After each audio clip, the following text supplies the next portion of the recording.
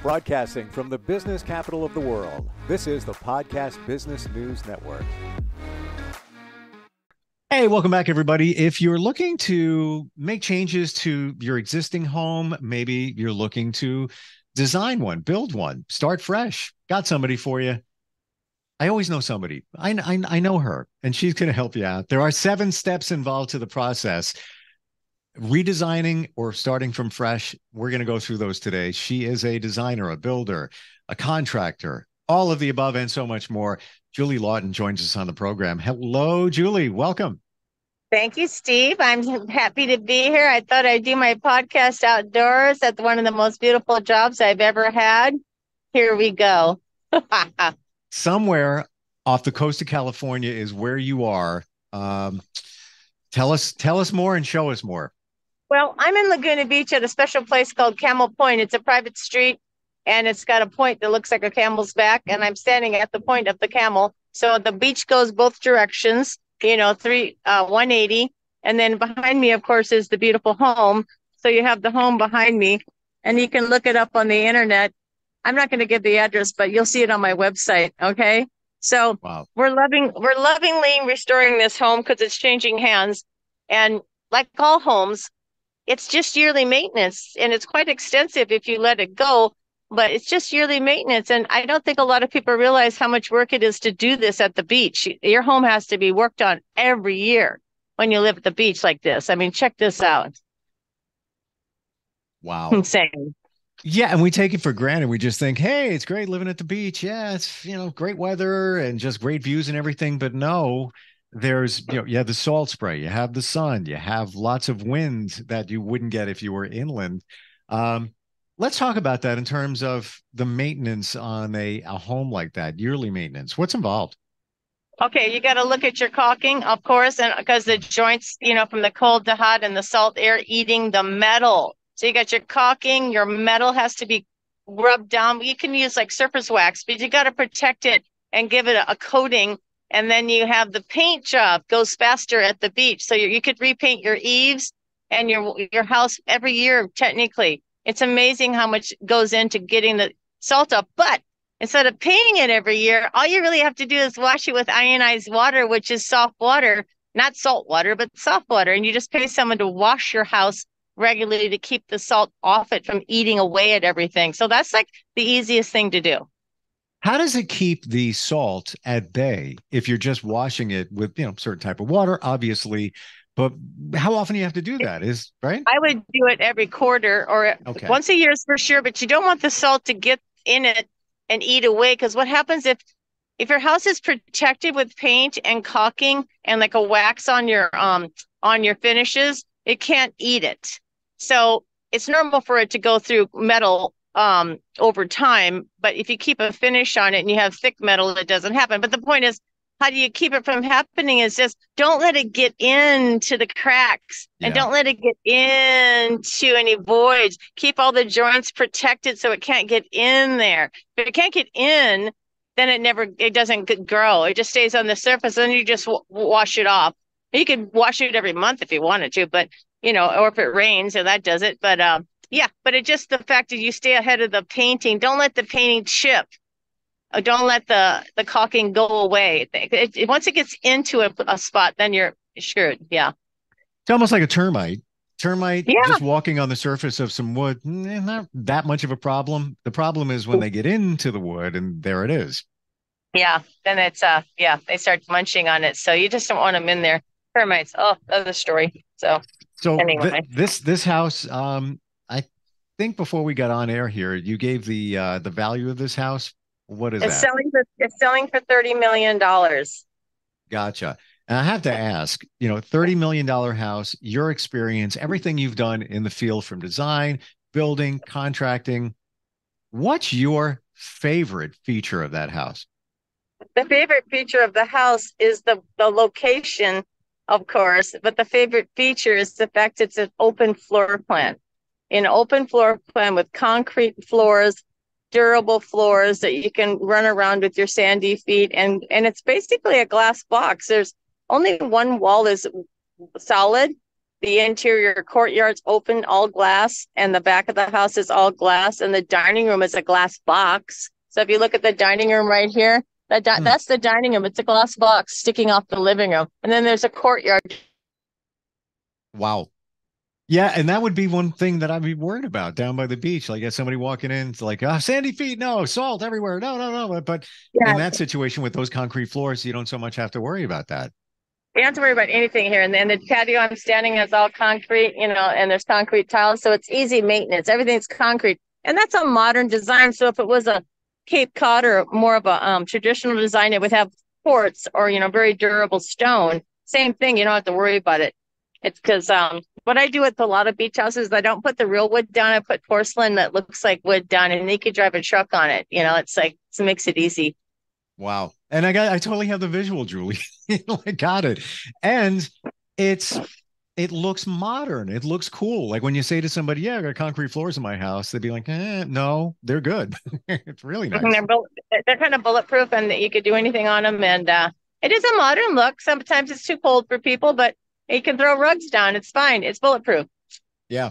And that would be my style. I like it clean, minimalistic. That's all good. So we talk about the 7 steps. 7 steps. There's a process to make sure that what you do in terms of your design gets done the way it should. So can we go over some of those?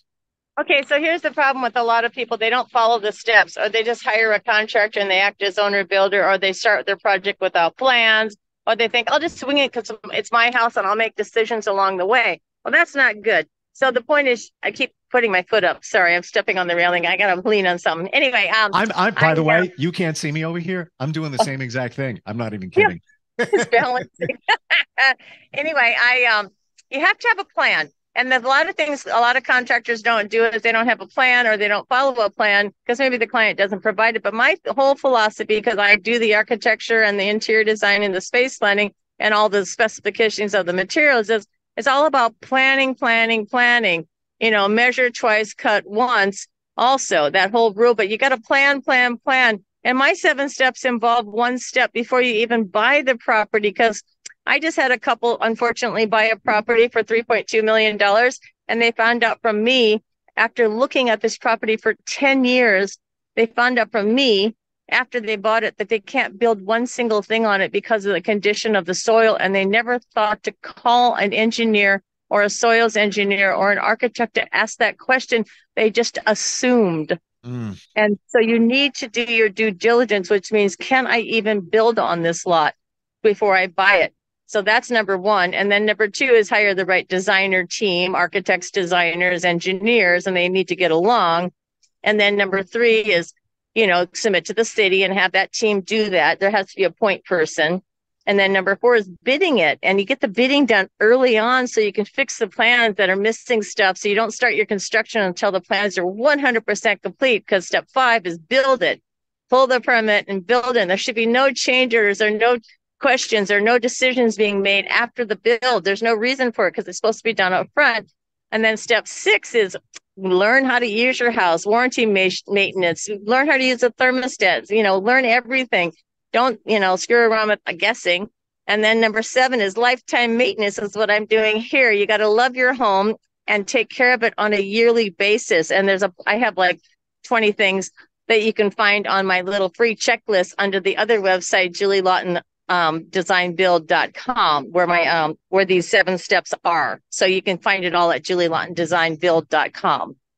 The one thing that is fantastic, well, there are many things, but with what you do, it's a one-stop shop. And yes, from experience, having built homes before, having been major renovation in a backyard, I made it tropical in New York. Oh yeah, it was work because I had to keep tabs on all the contractors, everybody coming in, from the cement to the brickwork, the pave, all of that. It's a lot of work. I don't want to do that work. No, you don't. It's ridiculous. No, the project management alone, I have people that actually manage for me, because I used to literally do the project management myself, and now I have someone help me type the schedule and type everything out, because I don't have time to sit there and type and sit on the computer, because I like to be in my truck in person making decisions in the dirt.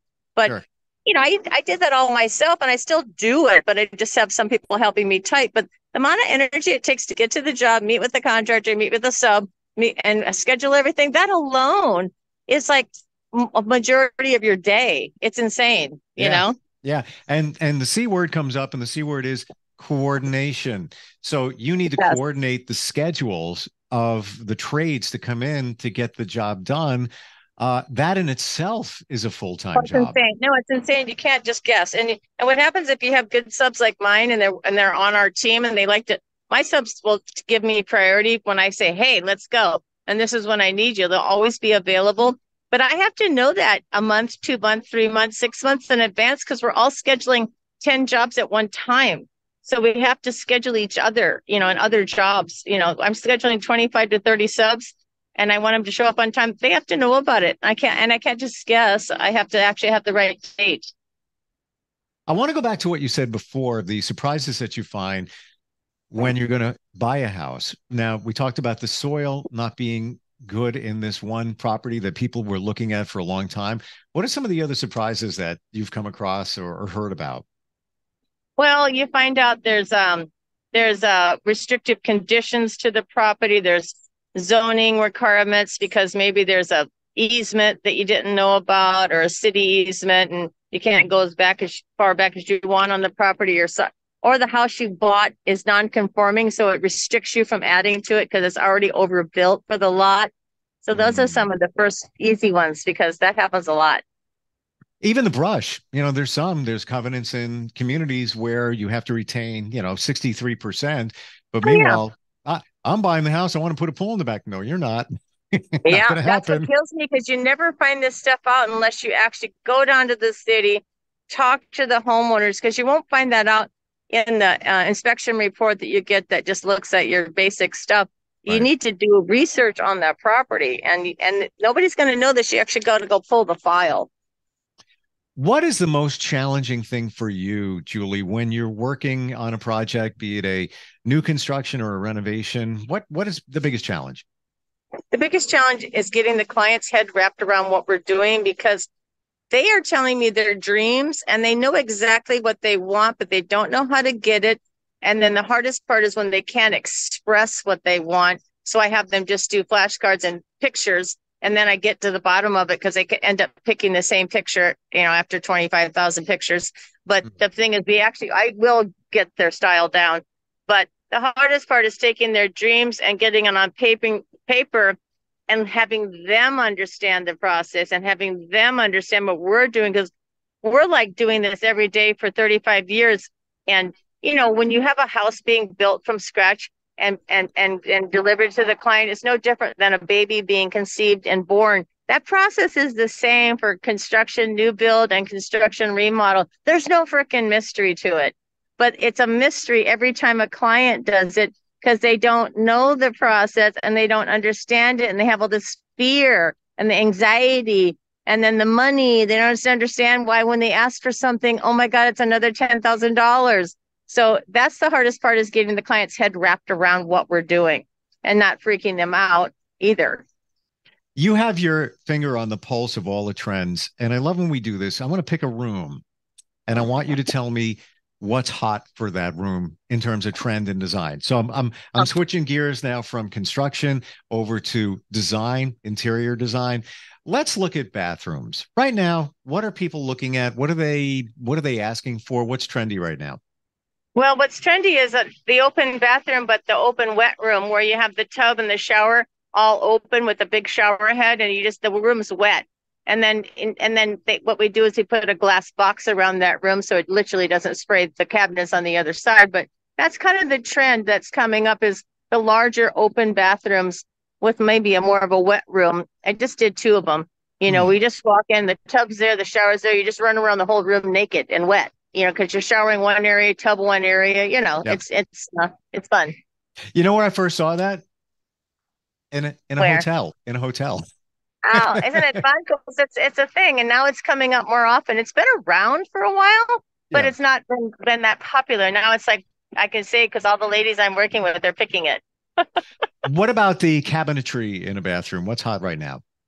Well, it's the modern look is what's hot. And, the cabinetry itself hasn't changed essentially, except maybe you do the raised kick plates. So there's no bottom portion of the cabinet. It's just a floating box on the wall with the lights. So it's not like that traditional heavy look. It's kind of a floating cabinet.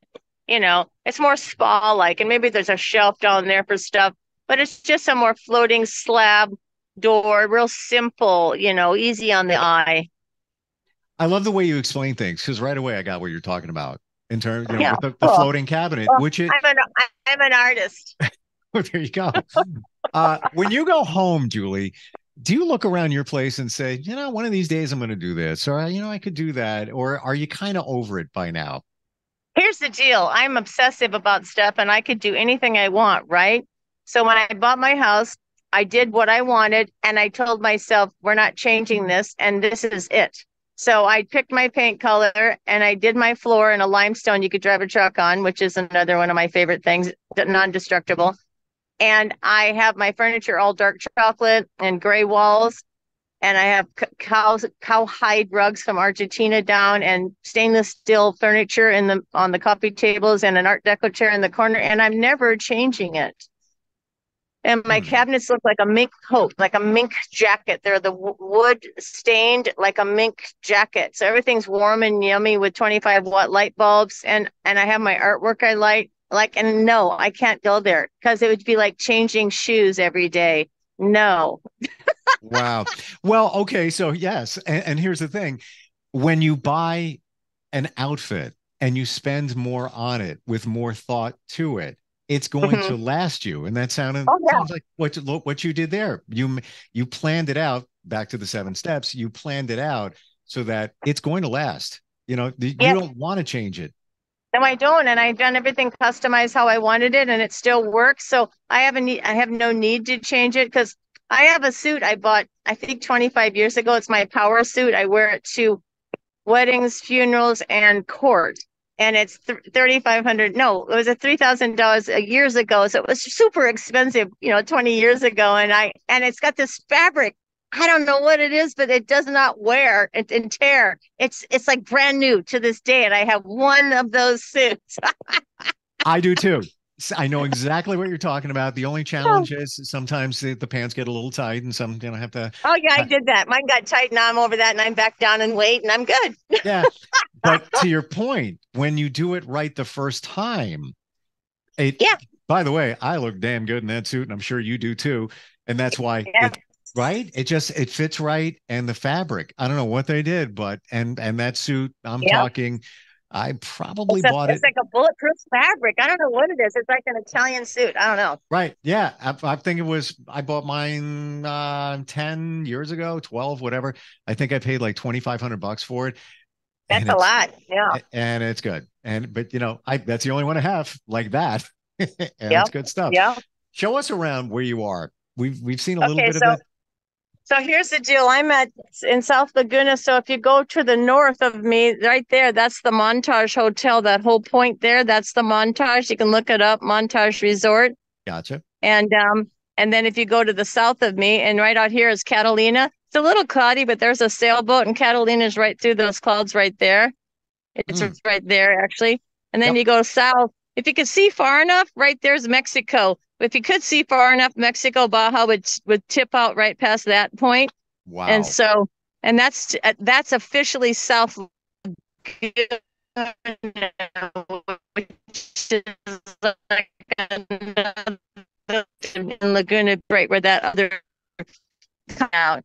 And then if you could look up on top of the hills, you got all these McMansions, the houses that burned in that most recent fire at the top of this hill, that ridge. And then some of them are gone, but the rest are still there. But my gosh.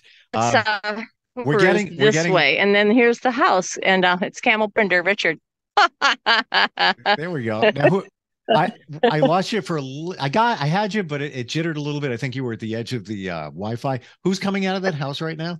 That's Richard, my head carpenter, who was my first employee 28 years ago or something. And he's 61 years old like me. He's old school carpenter. He can build a house with his bare hands, basically in a and a skill saw. I mean, he's talented. Yeah. And that's where the creativity comes in. People like that, you throw them a popsicle stick and some glue and they'll build your house. I'm telling you, he can build anything. And when I was doing 9 jobs at one time on the Balboa Peninsula in 2015, he did 6 homes at one time. And that's where I learned how to frame. So I put on the tool belt and picked up the nail gun, and he taught me how to frame. And I did a living room and a bathroom, but I'll never do it again. It's so much work. But you'll never forget it, and you know the back end. I know how to do it. Oh, right. It's hard when they go seamlessly and just start doing those walls real quick. It's hard. You got to have them. You know, he does quality precision, so the wood actually lines up, and he picks wood that's, he picks the wood that doesn't have knots on the side, so it doesn't twist after it's installed. There's all these tricks to actually doing good framing. So we like to do quality, and it starts with the beginning of the process and how to pick the wood and the plan. So again, my motto is it all starts with a good plan, period. Julie, that's what makes you different, because yes, it is. I'm a stickler. Yes. And I'm not just, saying this because we're on here together. You know the other side of construction. You've been in the trenches. You've held the hammer, where there are some people that are great, in terms of designing, but don't really know the other side of it. And and there's contractors out there that are paper contractors, and they run their people ragged, and they ask for things that are unrealistic because they don't know what it really takes. Exactly. You can't tell somebody to do something if you don't know what the fuck you're talking about, and you haven't actually lived it and stood in the dirt and done it. So I'm very careful to not. Yeah, I know what I'm talking about when I, give orders, because I know. So I have a personal question. Okay. What's on your hand? Is that a tat, or is that you wrote on your hand? This is me taking notes today, because I was in a rush and I was in the car and somebody told me something, and I don't know what it is about my cell phone. I don't use it for notes. And I wrote down the size of an air conditioner unit and what we had to do to it and how much it would cost. Fantastic. Because I was afraid I couldn't remember it, because my memory from using the cell phone, which I don't even use for notes, I was just in a panic. I go, I got to write this down, because in 5 minutes, I won't remember what the guy just told me, because I'm so busy and the phone's ringing and people are talking to me. So I was like, so this is what I was known for 20 years ago, standing in the dirt. I would just write on my hand or my arm, and everybody would just hand me a piece of paper. And I'm like, no, I'm good. You'll never lose it. You'll never lose it. I know. And I was just quicker. I don't mind, and I can just go in the bathroom and wash this off. It's a felt tip. It's not a Sharpie. 100%. There's so many times I've been in the car and I got to take something down real quick, and I'm rifling through, I don't know, credit cards, any scrap of paper. I can't stand that. And I years ago, I don't know what it was, but I started doing this years ago, and I was like, fuck it, I'm writing on my arm. I don't care. Nothing wrong with that. Seriously. And guess what? Again, you won't forget it until you transcribe it to something else. Yeah, because sometimes I put it there because I need to remember it later. But I do carry loose sheets of paper in my truck, and everything I need to know, I just grab it while I'm driving and write a note and throw it on the pile, so I can write big. And here's my note, and I throw it on the pile on my seat when I'm pulled over at a stoplight. But I do keep loose sheets of paper in the truck to make notes all day long. Then I compile my list at the end of the day when I get home in front of the computer. But when I was writing this, I was in my worker's truck, and there was no paper. Well, like you said with your carpenter there, we're old school, and there's nothing wrong with that. I think the old school is the new school. Yes, no, it's funny because the people I work with are all old school and quality. I don't work with people that cut corners or think they got some new way to do this. There is no way to do it right. Yeah, it's the way it's been done for generations when it was done the right way. Yes. Julie, how do we find you? What's your website? JulieLaughton.com. It's so easy. Julie Laughton, LAUGHTON.com. There's a lot of great stuff on there: design ideas, pictures, galleries, and of course, Julie. Great having you on here, and thanks for taking us on a tour of a $30-something million close to house. You're very welcome, and happy summertime from the beach in Laguna Beach, everyone. And we'll see you next week. I am so jealous. and you know what? You know what? I am going outside at this point right now. I need to get some sunshine and fresh air. Come on. Yep. You got a couple hours left of sunshine. Do it. I do. Yeah. I mean, we're 3-hour difference here, but definitely do. Julie, I appreciate you, and look forward next time we talk. Thank you. Talk to you soon, Steve. Thanks. Are you looking for even more of the podcasts and hosts that you love? The Podcast Business News Network is proud to announce that you now have even more ways to listen live. Check out the MyTuner Radio, online radio box, and Simple Radio apps on iOS and Android, or find us online. Search for Business News Network on mytuner-radio.com, or search Podcast Business News Network on streama.com and onlineradiobox.com/US. Take your podcast on the go and don't miss a minute of the action.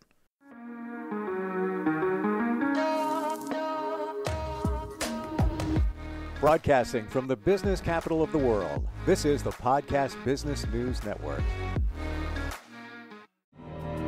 For nearly 2,000 severely injured veterans, everyday life has become filled with barriers. Day-to-day simple tasks can become pretty daunting. I have to carry my chair up 2 flights of steps or have somebody do it for me. What scares me the most is just the falling. When I'm struggling with my house, I think, to have that one great barrier just knocked down, it's crucial. Home for Our Troops is a wonderful nonprofit that builds a mortgage-free, fully adaptive, handicap-accessible house. And there's no catch. It'll be our very first home that we've ever owned. This is a game changer. This is where your life begins again. We need you to join us in completing this important mission. Please visit hfotusa.org and help build homes and rebuild lives. Because of you, everything's going to be okay.